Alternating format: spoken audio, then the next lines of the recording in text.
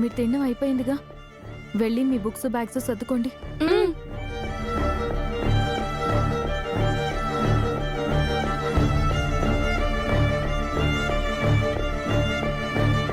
దేవయాని అలా మాట్లాడుతూ ఉంటే నువ్వు సైలెంట్ గా ఉంటావేంటి లక్ష్మి? నువ్వు ఈ ఇంటి కోడలివని నేను గుర్తు చేయాలా? లక్ష్మికి గౌరవం ఇవ్వడం మాత్రమే తెలుసు అరవింద. గర్వంతో మాట్లాడే వాళ్లకు సమాధానం ఇవ్వడం తెలీదు. తెలుసుకోవాలండి. తన్ని బాధ పెడుతూ ఉంటే ఎలాగూ మౌనంగా భరిస్తోంది. తన చెల్లెల్ని అవమానిస్తుంటే ఇంత కామ్గా ఉంటే ఎలా? మా అమ్మ మాటలకి నేను సారీ చెప్తున్నాను వదిన. I'm very sorry. పర్వాలేదు వివేక్. నువ్వు కూర్చో జాను. పర్వాలేదులే వివేక్.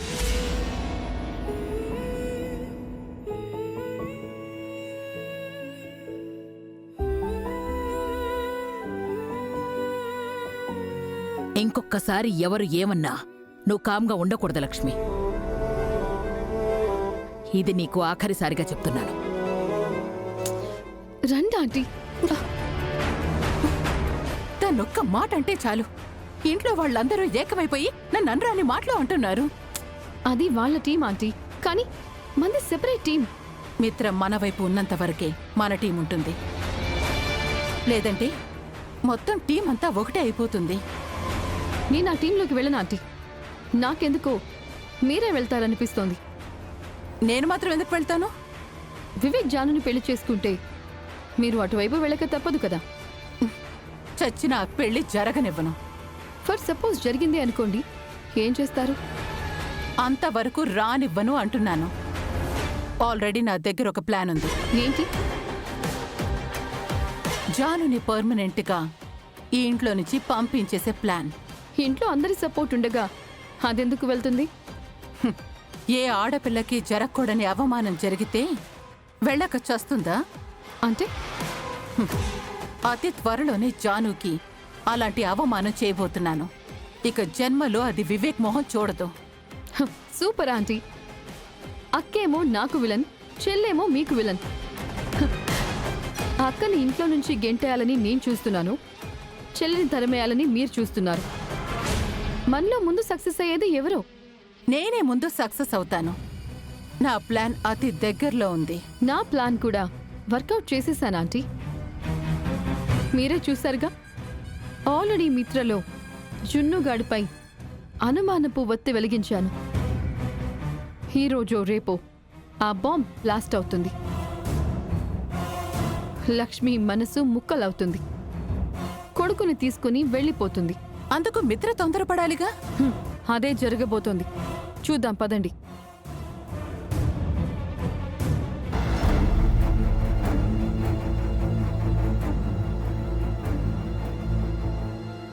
మిత్రుస్తున్నాడు అరవింద. తనని కూర్చోబెట్టి శాంతి పూజ గురించి మాట్లాడదాం. ఇప్పుడు ఎందుకులేండి మావయ్య గారు, ఆయన టిఫిన్ కూడా తినకుండా వెళ్ళిపోతారు. ఇప్పుడు కాకపోతే ఇంకెప్పుడు మాట్లాడతావు? పూజకి టైం కూడా దగ్గర పడుతోంది కదా. మేం మాట్లాడతాంలే అమ్మా, నువ్వేం టెన్షన్ పడకు. లక్కీ, రెడీయా? బయలుదేరదాం. మిత్రా రారా, టిఫిన్ చేద్దాం. నాకు ఆకలిగా లేదురా. మాకు నీతో కలిసి తినాలనుందిరా. ప్లీజ్ అన్నయ్య, మనం కలిసి బ్రేక్ఫాస్ట్ చేసి చాలా రోజులైంది.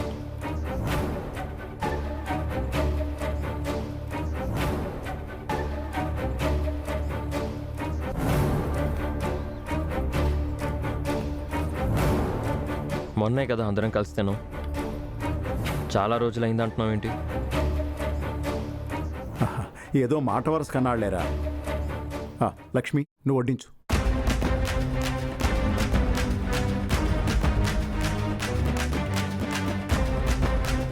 మిత్ర, రేపు నీ షెడ్యూల్ ఏంటి? దేనికి మో? రేపు గుళ్ళో పూజ ఉంది మిత్ర, అందరం వెళ్ళాలి. ఏం పూజ?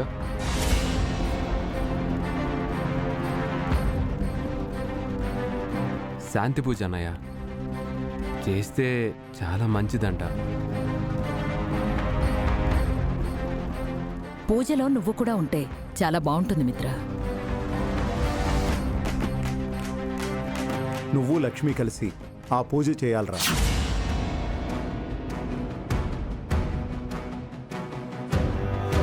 అని నువ్వు చెప్పావా?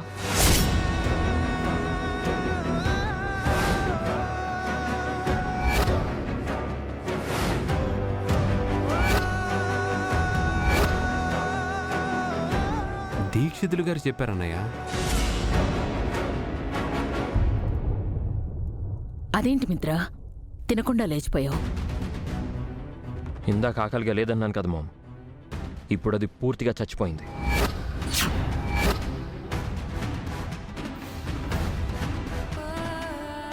ఇప్పుడు మేమేమన్నావురా? పూజగా చెయ్యమంది. నేను నీతో కలిసే ఉండాలనుకోవడం లేదు. అలాంటిది నీతో కలిసి పూజలా చేస్తాననుకున్నావు?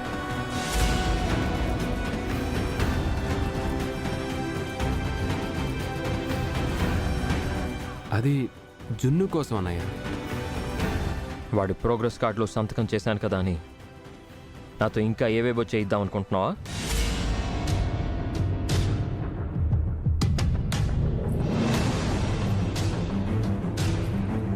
నీ తెలివితేటలు నా దగ్గర చూపించుకో. ఇది గండం సమస్య మిత్ర. నువ్వు లక్ష్మితో కలిసి శాంతి పూజ చేస్తే ఆ గండం తొలగిపోతుంది. ఈ గండం నన్ను వదిలేసి వెళ్ళిపోవాలంటే ఏ పూజ చేయాలో చెప్పు మామ్, చేస్తాను.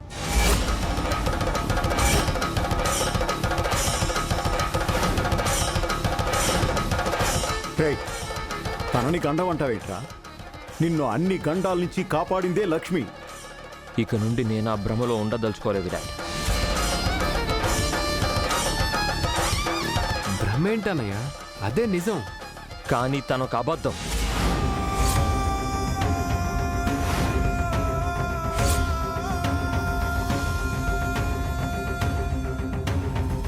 అతిపెద్ద మోసం.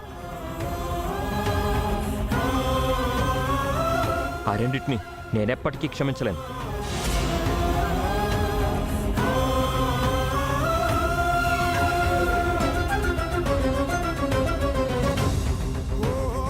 అది కాదన్నయ్య. లక్కీ, మిత్ర, నేను కార్ దగ్గర వెయిట్ చేస్తుంటాను రా. వస్తున్నా నాన్న. ఏంటి లక్ష్మి ఇది? మిత్ర ముందు నీకు మాటలు రావాయేంటి? మౌనంగా ఉండకు అని నీకు ఇందాకే చెప్పాను కదా.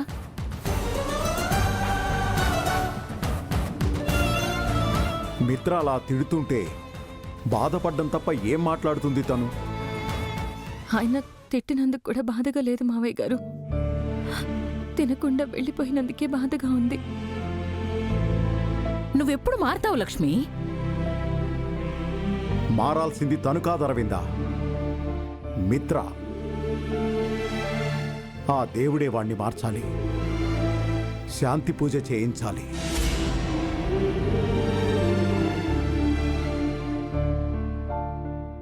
వద్ది బాగానే వెలిగించావు మనీషా. మిత్ర లక్ష్మిపై భలే ఫైర్ అవుతున్నాడు. అదే చెప్పాను కదా ఆంటీ, ఇది టీజర్ మాత్రమే. ముందు ముందు లక్ష్మికి దిమ్మ తిరిగిపోయే బొమ్మ కనిపిస్తుంది.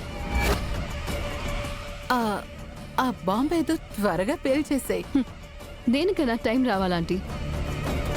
మీరే చెప్పారు కదా, ఆచి తూచి చాణక్య నీతి చూపించమని. Wait and see.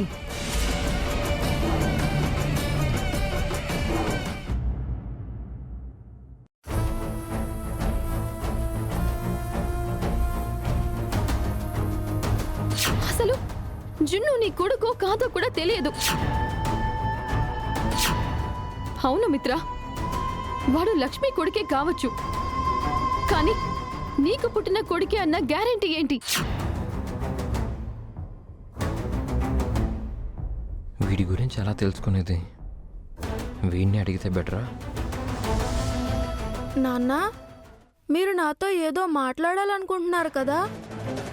ఆ విషయం నీకెలా తెలుసురా? ఎందుకో అనిపించింది.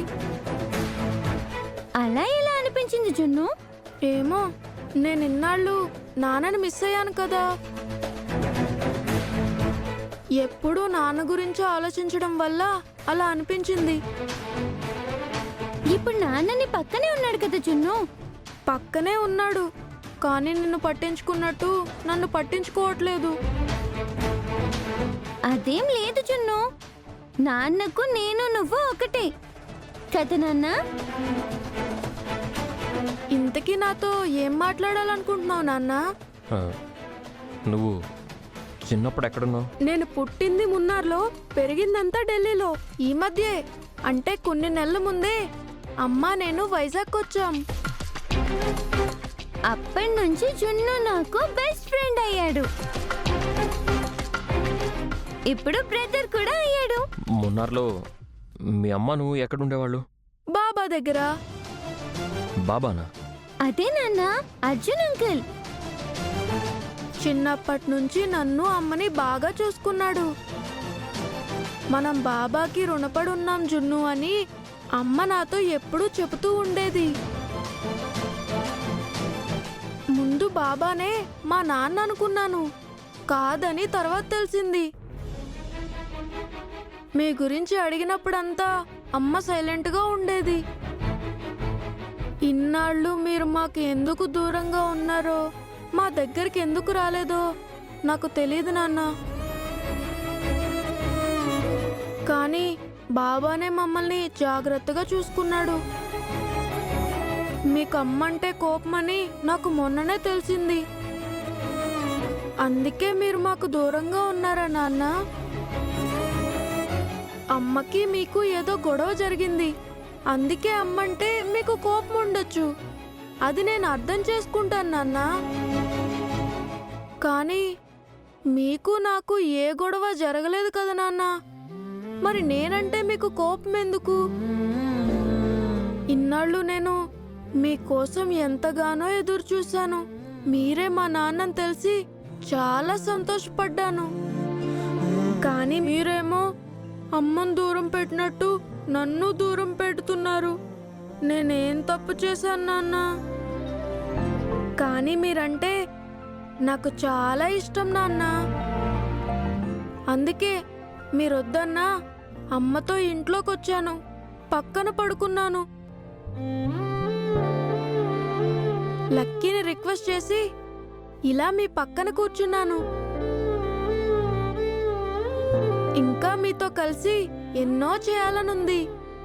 చాలా కలలు కన్నాను నాన్న. డోంట్ వరీ జున్ను, నాన్నని కలలన్నీ తీరుస్తాడు. నన్ను చూసుకున్నట్లు నిన్ను కూడా హ్యాపీగా చూసుకుంటాడు. నాన్నతో ఉండడమే నాకు చాలా హ్యాపీ లక్కీ. నాకు ఇంకేం వద్దు.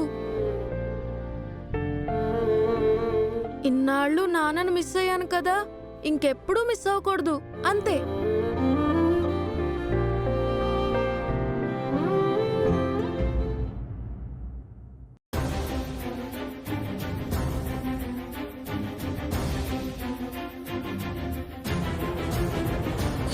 పక్కన కూర్చున్నావేంటమ్మా?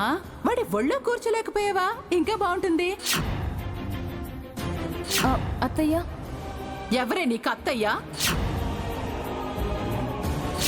తాదూర సందు లేదు కాని మెడకో డోలు అన్నట్టు ఈ ఇంట్లో లక్ష్మి ఉన్నది చాలక వాళ్ళ చెల్లెల్ని కూడా తెచ్చిపెట్టింది.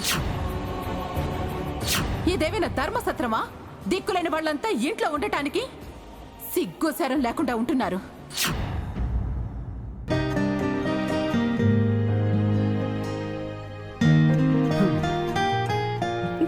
జాను, తిను. నాకొద్దు. నేను తీసుకొచ్చిన తినవా? నిన్నెవరు తెమ్మన్నారు? అదేంటి, వదిన కష్టం వస్తే మా పెద్దమ్మ పెదనాన్న చూసుకుంటారు. నీకు కష్టం వస్తే నేనే కదా చూసుకోవాలి. అలా చూసుకున్నందుకే ఇలా అయింది. ఇప్పుడు ఏమైంది? ఇంకా ఏం కావాలి? మీ అమ్మ నన్ను మా అక్కని ఎన్నెన్ని మాటలంది. ఈరోజు కొత్తగా ఉందా? నీకెలా ఉందో గాని నాకు చాలా బాధగా ఉంది వివేక్. నాకు బాధగానే ఉంది. అందుకే ఇక టిఫిన్ తెచ్చాను, తిను జాను. ఓయ్, నా మీద కోపం ఉంటే నా మీద చూపించు. టిఫిన్ మీద అలుగుతావేంటి? తిను, తిను జాను.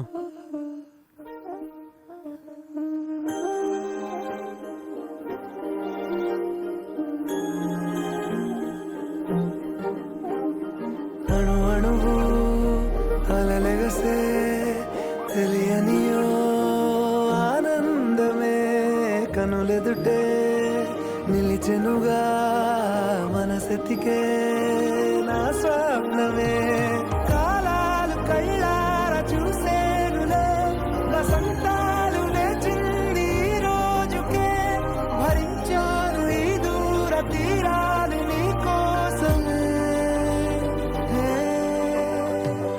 అణు అణువు అలలెగసే తెలియనియో ఆనందమే కనులెదుటే నిలిచెనుగా మనసెతికే నా స్వప్నమే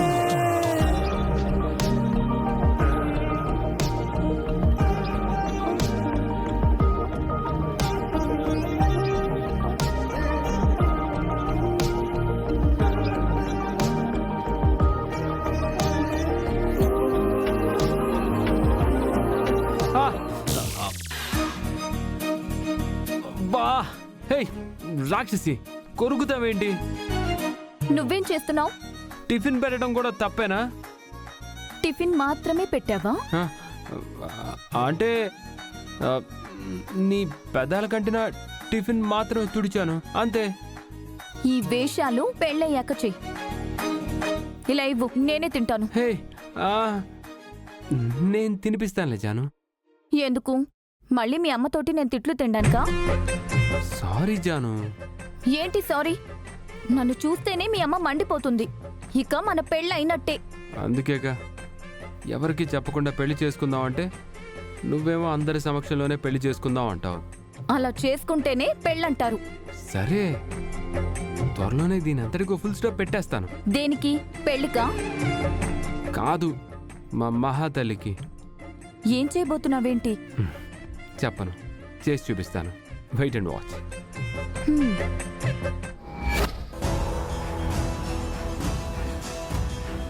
స్వామి, అరవింద గారు లైన్లో ఉన్నారు.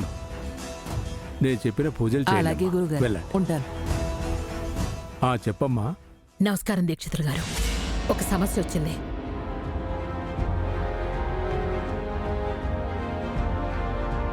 మిత్ర శాంతి పూజలో కూర్చోనంటున్నాడు. తప్పనిసరిగా కూర్చోవాలి తల్లి. మేమెంత చెప్పినా వినడం లేదు దీక్షితులు గారు. అత్తయ్య గారు ఇటువంటి దీక్షితులు గారు, నేను లక్ష్మిని మాట్లాడుతున్నాను. చెప్పు తల్లి. శాంతి పూజకి ఆయన్ని ఒప్పించలేకపోయాము. వేరే పరిష్కారం ఏమైనా ఉంటే చెప్పండి దీక్షితులు గారు. నిప్పుల మీద నడవడం, పొర్లు దండాలు పెట్టడం ఎంత కష్టమైనా పర్వాలేదు, ఏదైనా చేస్తాను. అదేదో నీళ్లు లేని బావిలో దూకితే పీడ విరగడైపోతుంది కదా ఆంటీ. మిత్ర గంటం గడుస్తుంది అంటే అది ఆ పని కూడా చేస్తుంది. తల్లి, నువ్వు ఎంత కఠోరమైన దీక్ష అయినా చేస్తావు, అది నాకు తెలియంది కాదు. కానీ ఇది మీ భార్యాభర్తలు కలిసి చేయాల్సిన పూజ. ఆయన కలవనంటున్నారు, నేనేం చెయ్యాలి? మిత్రకు ఒకసారి ఫోన్ ఇవ్వమ్మా, నేను చెప్తాను. ఆయన ఇంట్లో లేరు. ఇందాకే పిల్లల్ని తీసుకుని స్కూల్కి వెళ్లారు. ఏంటి, పిల్లల్ని తీసుకుని వెళ్ళారా?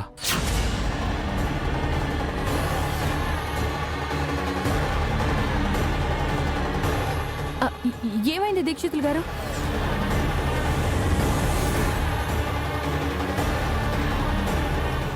మిత్రతో పిల్లల్ని పంపించొద్దని మీకు ముందే చెప్పాను కదా.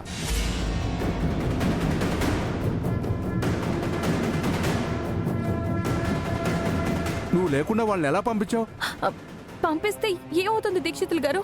అయ్యో, మిత్రగండం పిల్లలకు తాగుతుందని అప్పుడే చెప్పాను కదా.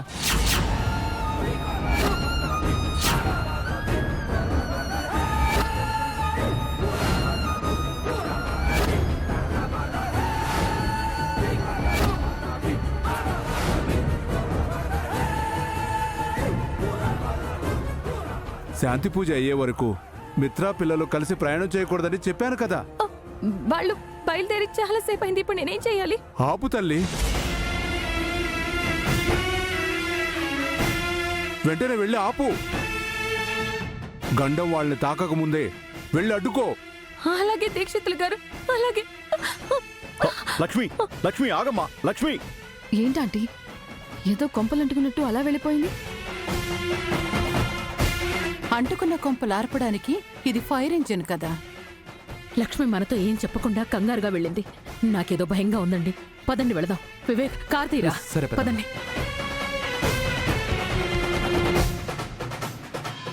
ఏంటి అందరూ కట్టుకట్టుకుని వెళ్ళిపోతున్నారు? చెప్పా కదా ఆంటీ, ఏదో కొంపలంటుకునే విషయమే అయి ఉంటుంది.